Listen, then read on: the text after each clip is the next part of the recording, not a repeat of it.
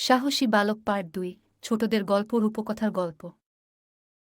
বালকটি রাত্রের জন্য সেই বাড়িতে থাকল। পরদিন সে আবার তার লক্ষ্যের উদ্দেশ্য রওনা হয়।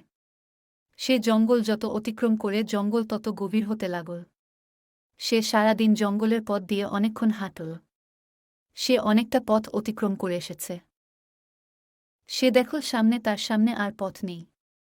এতে সে কিছুটা বিচলিত হল। সে কি পথ হারিয়ে ফেলেছে? আকাশও অন্ধকার হয়ে যাচ্ছে। সন্ধ্যা ঘনিয়ে আসছে।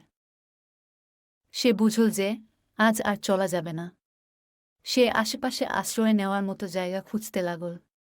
কিন্তু সে আশেপাশে আশ্রয় নেওয়ার মতো কোনো জায়গা খুঁজে পেল না। আকাশে ক্রমাগত মেঘ ঘনীভূত হচ্ছে। পরিবেশটাও কেমন জানি ঠান্ডা হয়ে যাচ্ছে। যে কোনো সময় তুফান শুরু হয়ে যেতে পারে। তাকে তাড়াতাড়ি কোনো আশ্রয় খুঁজে বের করতে হবে। সে তার পাশের একটা গাছে সে রাতটার জন্য আশ্রয় নিল। রাত হয়ে গেছে। প্রচণ্ড ঝড় তুফান। অনেক ছোট গাছ ভেঙে পড়েছে। ভাগ্যিস সে বড় একটা গাছের ডালে আশ্রয় নিয়েছে। তবুও সে তুফানের ঝাপটায় খানিকটা ভিজে গেল। সে কোনোমতো সে রাতটা কাটাল। পরের দিন সকালে সে উঠার পর দেখে তুফানের ঝাপটায় জঙ্গলটা প্রায় তছনছ হয়ে গেছে। অনেক গাছ ভেঙে পড়েছে।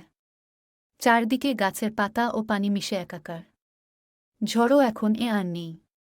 তৃতীয় পাঠ শুনতে আমাদের চ্যানেলে সাবস্ক্রাইব করুন এবং আমাদের চ্যানেলে ভিডিও দেখুন।